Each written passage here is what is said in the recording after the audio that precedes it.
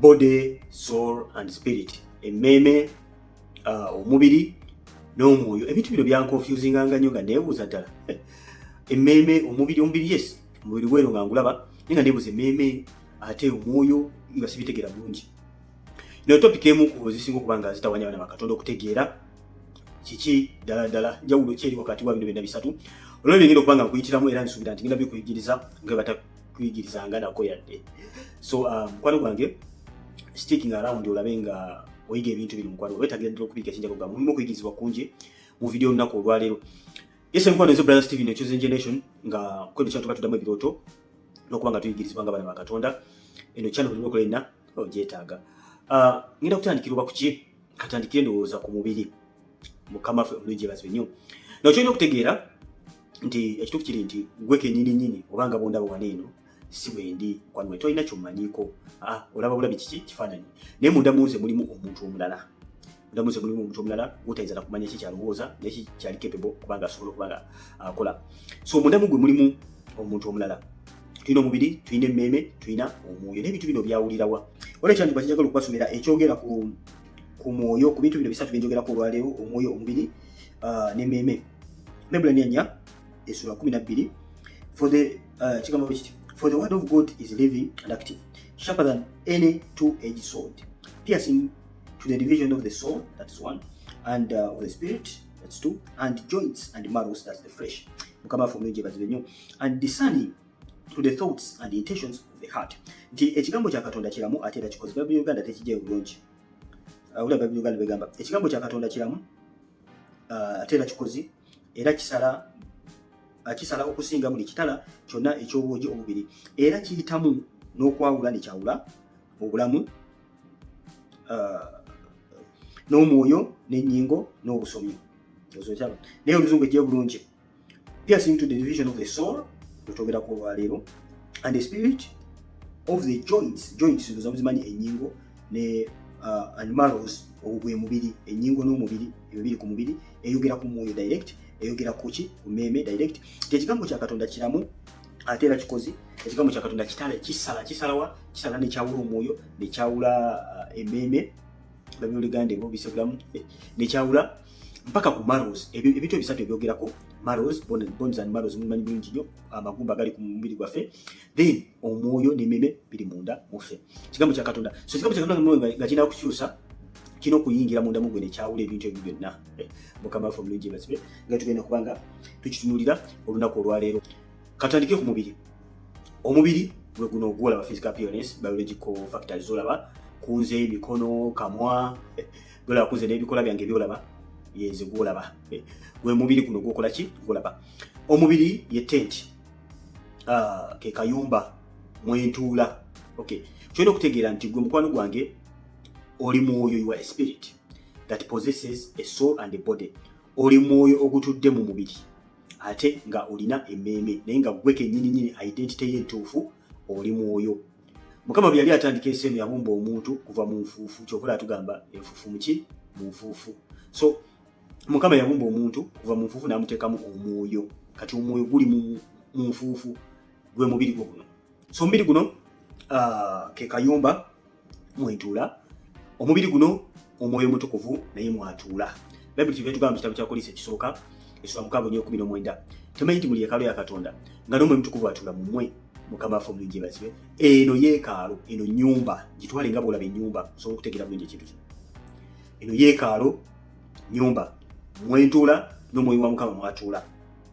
Abamu n'emizimu mwe gituula. Mukama ffe omulungi ebazibwe. Kale kalinga akayumba akabalinga emyoyo nga bwe munabeera n'ennyumba emu ng'erimu abantu bangi. Kati naawe oli mu mwoyo ogutuula mu kayumba ako agutula mu mubiri nga n'omwoyo wa Katonda atuula mu gwe, oba nga tolina mwoyo wa Katonda mu emizimu n'emizimu gituula mu gwe. Gamanyi nti Yesu yasanga omusajja omu ng'alimu emizimu legion number, of course legion representinga nga 4,000, tebereza 4,000 mu mubiri gumu. Omusajja yaba afaanana atya? Yabeeranga ku njegere, kigenda azikula sitole mugimanyi bulungi nnyo, sijja kukigendamu. Naye nga tulina okutegeera nti omubiri guno gutwale ng'akayumba ka tent. Omubiri guno gukuyamba okusobola okuoperatinga ku nsi eno kubanga ebintu byokola ku nsi eno byetaaga omubiri gwo. Weetaaga omubiri gwo kutambula ogenda okubuulira enjiri. Weetaaga omubiri gwo kutambula okugenda ku mulimu. Weetaaga omubiri gwo kutambula tukulabe wetaaga omubiri guno buli wantu wonna ku nsi kuno okusobola okubeerako kubanga eno ensi Katonda agikolera abalina omubiri n'omusaayi. So obanga olina omubiri gwo kikufuula ligo, kikufuula okuba nga osobola okubeera ku nsi eno. Obanga tolina mubiri oba olina okuvaako. Kyokolabe emizimu gyayanira nnyo okubanga gituula mu muntu kubanga tegiina wala wegisobola kutuula. Ku nsi kuno Mukama yatonda ng'omuntu yasobola okuyingiramu ki emyoyo. Kyokolaba Sitaani alwana nnyo okubanga ayingira mu gwe kubanga aba tali munda mu gwe, talina operating, talina bw'asobola kukola kwagala kwe. Mukama waffe omulungi yeebazibwe nnyo.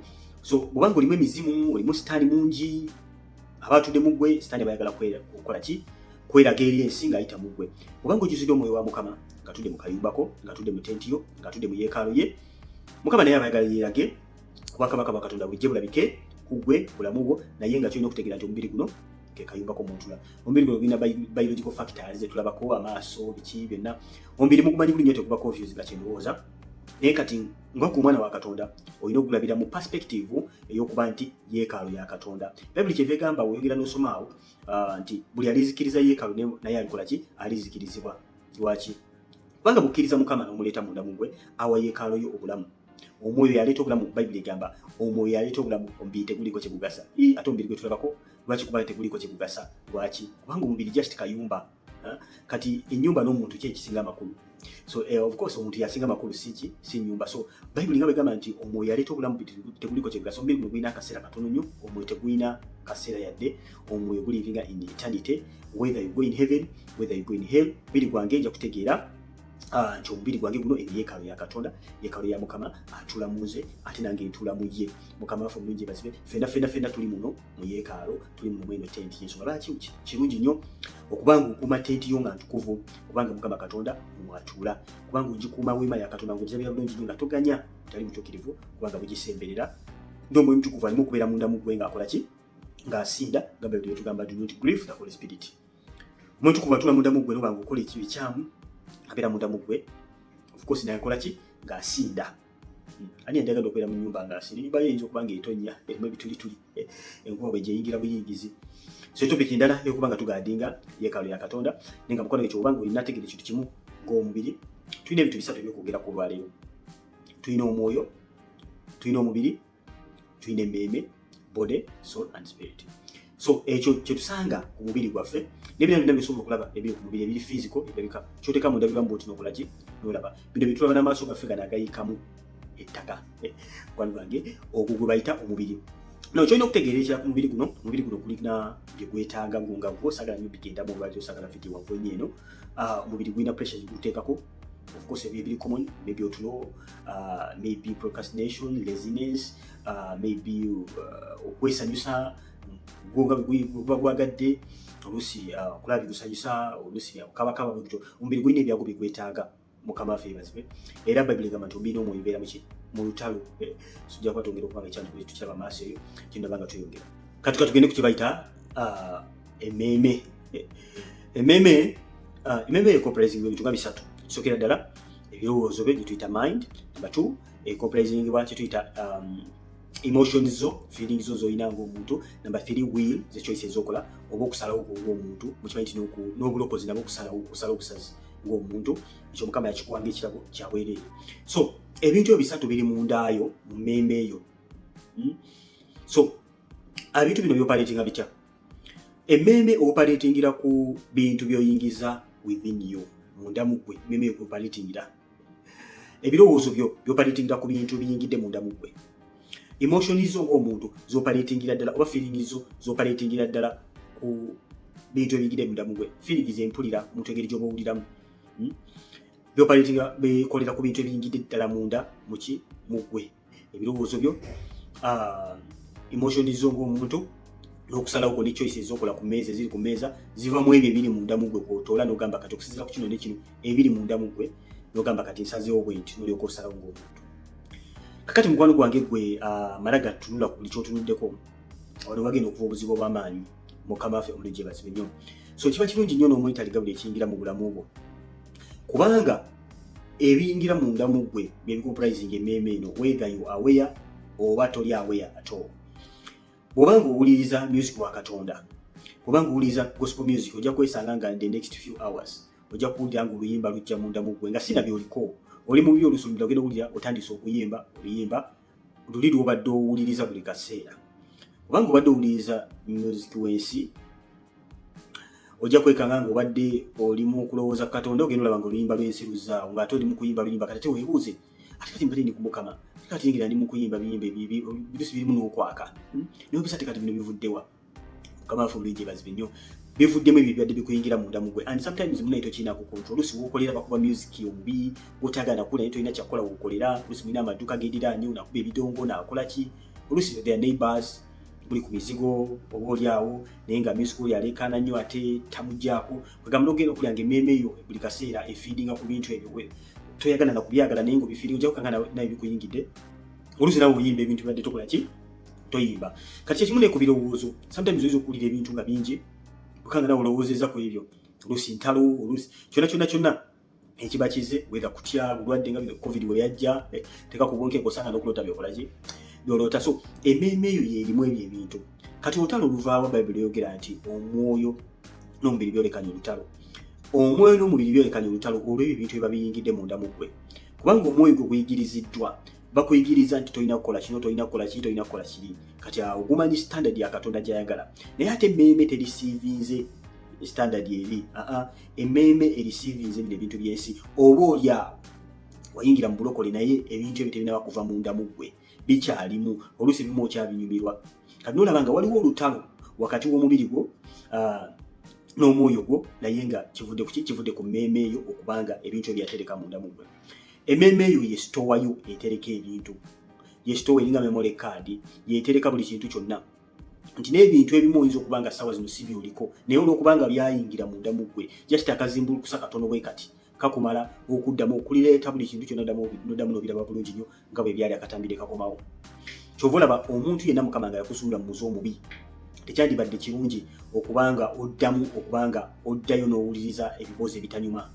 Mukama waffe omulungi yeebazibwe. Mukama yakujja mu bintu nga ebyobukabakaba ebyobuseegu wali mwenzi walula ebifaananyi ebibi ate n'oddayo n'odda mu bigurupu ebibi olabanga muwulizibwa ojja kulaba nga buli kaseera oddayo mu kibi. Lwaki? Kubanga emmeeme eyo eyingiza kati omwoyo gwe ne gubeera mu lutalo buli kaseera. Lwaki?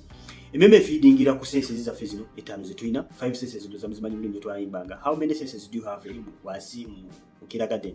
Yogamba I have 5 senses. By'otunulako amaaso go seeing, by'otestinga, by'owulira mu matu go Mukama waffe omulungi yeebazibwe, ne by'olowooza ebintu ebyo byonna mukwano gwe biyingira munda mu ggwe bye bifeedinga emmeeme eyo. Ojja kwegendereza nga buli wobeera ng'oli mu environment ya Katonda oba obadde kuwulira njiri obadde mu gospel obadde mu kweyawulako ojja kulaba nga emmeeme eyo tetawaana nga buli kaseera oluyimba lwa Katonda buli kaseera ebirowoozo bikuli ku Mukama naye bwogeza n'ova mu eyo environment n'oddako mu environment endala ne bwe ziba sekendi ntono ojja kulaba nga okyuse. Mukama waffe omulungi yeebazibwe. So olutalo oli wakati wo n'omwoyo gwo luvako ebyo by'oyingiza. Kyova olaba kirungi nnyo ng'omwana wa Katonda okubanga ofeetalinga buli ekiyingira munda mu ggwe. Bayibuli kyeva etugamba mu kitabo kya Ibrania yandowoozamu. No, it is Romans 12:2 that do not conform to the patterns of this world, but be ye transformed by renewing of your mind. Kitemufaananyizibwa nga gino emirembe egyakola ki egyakyama naye tukyusenga ki endowooza. How do you renew your mind? How renew your mind? Obwongo bwo obuzza butyo obujja. Jjukira okubuza obujja kitegeeza waliwo ekitali kituufu. Waliwo buli ebiwatunulako betalina kutunulako. Waliwo ebirowoozo biwayingira. Waliwo ebigambo byewawulira. Oburenewallinga ki na kigambo kya Katonda. Kigambo kya Katonda kye kinaazamu byonna ebya Setaani byonna ebiyingidde munda mu ggwe. Omwoyo omutukuvu ye programu ebanga enaazaamu kasasiro yenna ali munda mu ggwe ng'omwana wa Katonda.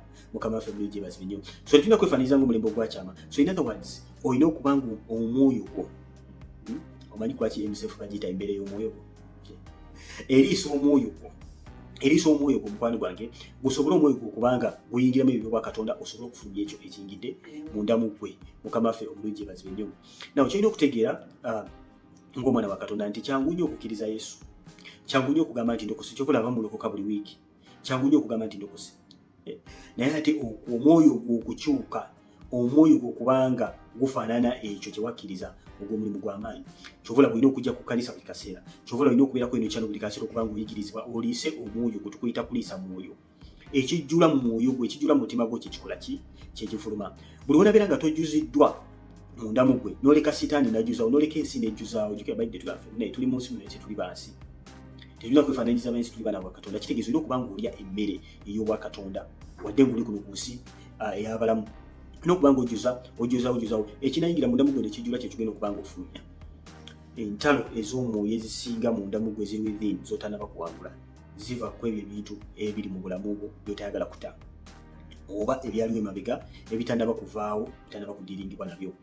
Buli kimu ky'olaba nga kikontana ne Katonda, kikontana n'emmeeme eyo, kikontana ne choices ez'okola ng'omwana wa Katonda, kiteeke ku maaso ga Katonda, kiteeke ku Namulondo y'ekisa, okwegayirira Katonda kubanga akola ki, akikuggyako. Mukama waba yakusumula n'abakubi yakugyamu, tewali nsonga lwaki obuddayo Misiri buli kaseera. Tewali nsonga lwaki okola ki, oddayo. So emmeeme eyo giriise mukwano gwe ku mmere ennamu, osobola okubanga mukwano gwange munda mu gwe muvaamu ensulo ez'amazzi ag'obulamu. Ezizo bwe zinajjula bulungi ng'ofulumya ekyo ekirungi, ate ne Katonda anaasanyuka ng'alaba nti emmeeme eyo sitowayo ejuziddwa ebyo ebintu ebiki ebirungi, n'omwe gujja bate gusitwagolenga ng'omwana wa Katonda. Kyolina okutegeera ku mmeeme eno, emmeeme yeringa mediator. Kati nga bw'olaba Bayibuli egamba there is only one mediator between man and God, and that's the man Jesus Christ. Kati nga bw'olaba nti Yesu ye mediator wakati w'omuntu ne Katonda. Kakati mukwano gwa kyolina okutegeera nti naawe emmeeme eyo ye mediator eri wakati w'omubiri gwo n'omwoyo gwe, the spirit. Ti by'oyingiza mundayo bisobola okutuga omwoyo gwe ne gubitta, ne gutta omwoyo gwo. Bayibuli nga bagamba mu kitabo kya Efeso that in the past you were spiritually dead because of your transgressions. Nti edda mwali bafu, emyoyo gyammwe gyali mifu. Emyoyo gyaffe nga tulina okukkiriza Yesu before accepting Jesus, omwoyo gwo gwali mufu olw'ebyo waliyingiza munda mu gwe. Kati kyolina okutegeera nti buli kyoyingiza munda mu gwe kituga omwoyo gwo oba kiguwa obulamu. Kati emmeeme eyo erimu bino byonna bye nkugambye, eri wakati w'omwoyo gwo okufuna obulamu olw'ebyoyingiza oba okugutta. Kitegeeza nti olina okubeera careful biki by'okkiriza okuba nga biyingira mu bulamu bwo, nti bw'oliyingiza ebibi ne biyingira bigenda kutuga omwoyo gwo bigutte. Ate okufa kw'omwoyo tegugenda kufa nti kusaanyizibwewo, nedda. Okufa kw'omwoyo tutegeeza okugenda mu geyeena. Okufa kw'omwoyo kitegeeza okwawukana ne Mukama, okwawukana ne Katonda, n'ova mu kubeerawo kwa Katonda nga Adamu yava mu kubeerawo kwa Mukama nga tafudde naye n'ava mu kisa kya Katonda. So kitegeeza olina okubeera careful biki ebiyingira mu bwongo bwo, gwe weekuumire mu environment eganya omwoyo mwa Mukama kutambulira mulamu gwe. Sobola kirungi eka nkubuuze, ani musumbawo? Ani alyowa omwoyo gwo buli kaseera? Kubanga ogw'omwoyo sijja balimba mulimu gw'amaanyi nnyo ku mmeeme eno, jagiyita mmeeme, mulimu gw'amaanyi nnyo ku mmeeme, okubanga emmeeme ekyusibwa. Kugambye okulokoka kyangu, leero osobola okulokoka n'enkya n'olokoka ne wiiki ejja buli kaseera bwe bayita abalokoka gwasookayo. Lwa nsonga emmeeme eyo tekoze eki, tekyusiddwa. Omubiri mwangu gwa kuwangula, kyangu nnyo okuwangula omubiri gwo, kyangu nnyo okuwangula omwoyo gwenja okuyita spirit, kubanga tukonfusing emmeeme ne spirit. Omwoyo gwangu wakuwangula kubanga osogamba nti ndokose, naye emmeeme kya buli lunaku. You need a renewal. In other words, fuba okulaba ng'ofiltaringa biki ebiyingira mu bulamu bwo ng'omwana wa Katonda. Njagala otegeere mukwano gwange ekintu kino kimu. Sitaani kyenya okugamba nti oba mulowooza nti sitaani agoba is after your spirit. The devil is not after your spirit. No. The devil is after your soul. Kyobula abantu bangi owulira nti ono yatunda omwoyo gwe. Simanyi lwaki bamuyita mwoyo mu Luganda, bakutunda mmeeme ye eri sitaani. He sold your soul to the devil. Lwaki? Nti omwoyo gwo gw'amaanyi. Bwega tindi Katonda omwoyo gwo kufuka gw'amaanyi nnyo. Kati sitaani aba takusobola olw'oyo Katonda aba atudde munda mu gwe. Bayibuli kyegamba twamwangula kubanga atula munda mu ffe w'amaanyi okusinga yakola ki? Afugira mu nsi. Kati sitaani sometimes akwatakinga n'olwana n'owangula. N'omuwangula almost omuwangula buli stage yonna.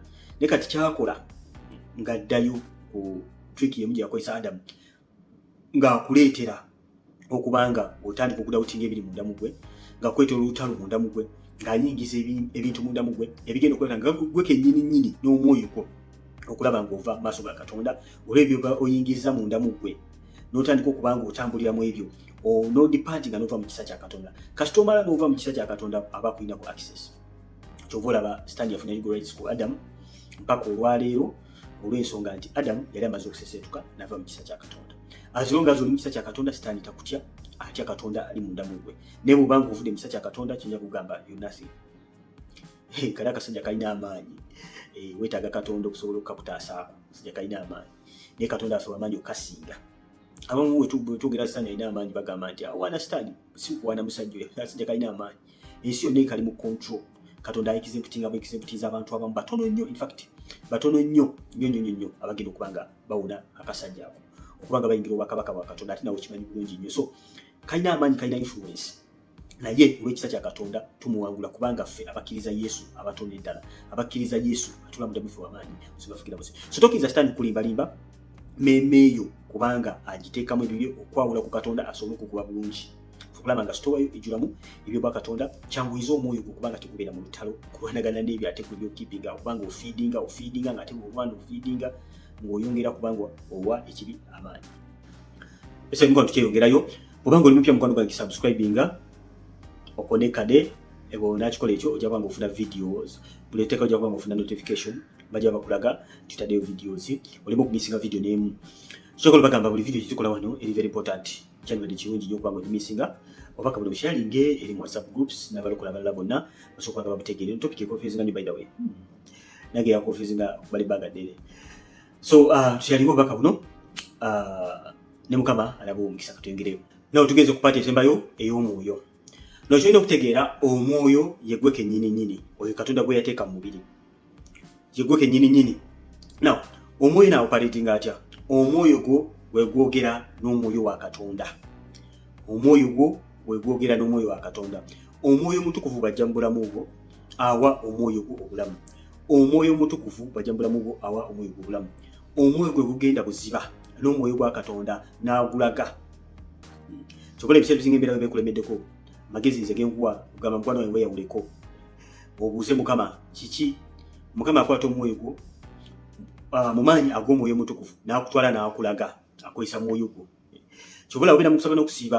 omwoyo gwo guba gulina okwambala amaanyi Yesu kyava agamba nti ekyengeri eyo tekisobola kuva okujja nguyigire mu kuki mu kusaba n'okusiiba omwoyo gwo buli gubeera nga munafu wala ebintu by'otasobola kuwangula naye omwoyo gwo buli gwambala amaanyi ng'omaze okutta eby'omubiri ng'omaze okukwata emmeeme eyo n'ogisaabu gy'ekitinga Mukama waffe bulungi kubanga wetubeera mu kweyawula mu kusaba waliwo bituvaako waliwo byetutatunulako waliwo emboozi tutabeeramu tubeera tweyawudde mu maaso ga Katonda kati omwoyo wabeera naki n'amaanyi nga bina okugambye nti emmeeme eyo ye intermediate your soul is intermediate esalawo kiki omwoyo gwe kyekola ki kyegufuna kyokula bwe weeyawula omwoyo gwe gubeera gw'amaanyi kubanga obeera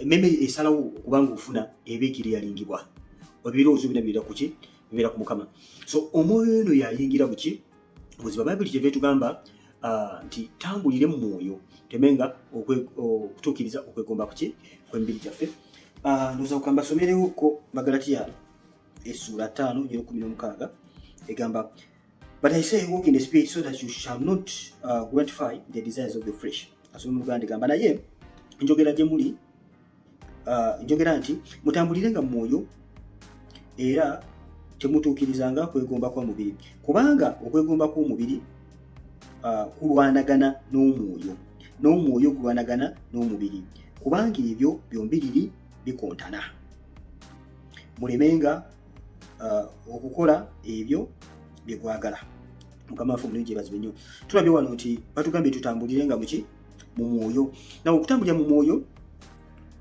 abamu balowooza kwe kusaba kwokka ntambulira mu mwoyo ndi mu kusaba n'okusiiba bwe kuggwa n'oddayo mu mubiri okutambulira mu mwoyo kitegeeza choices z'olina okukola mu bulamu bwo zirina kubanga za mwoyo okusala kulina okubanga kwa mwoyo byowuliza birina okubanga bya mwoyo byogera birina okubanga bulamu byaki bya mwoyo ebirowoozo birina okubanga biramu nga nabyo byaki bya mwoyo bw'otambulira mu ebyo bw'otambulira mu ebyo mukwano gwange ojja kubanga mukwano gwange otuga okwegomba kw'omubiri gwo abamu ebikembe bisinga okubasumbwa bibasumbula kubanga sitaani wamukumira okudispose ali buli kaseera omwoyo gwo keeping okufiidinga emmeeme eyo egwa butwa singa Mukama babikula n'akulaga omuntu w'omunda bw'afaana oba n'akulaga ku mwoyo gwe gufaanana tulaba engeri gy'obadde oguliisa mujja kulaba abamu nga akakala kakovu kali awo nga mutuufu naawe osobola okukeegaana so Bayibuli etugamba tambulire nga muki mukitegeeza choices zolina okukola ng'omwana wa Katonda zolina okuba nga ki za mwoyo weewaawo ate ekinyira ddala obukulu weekuumirenga mu maaso ga Katonda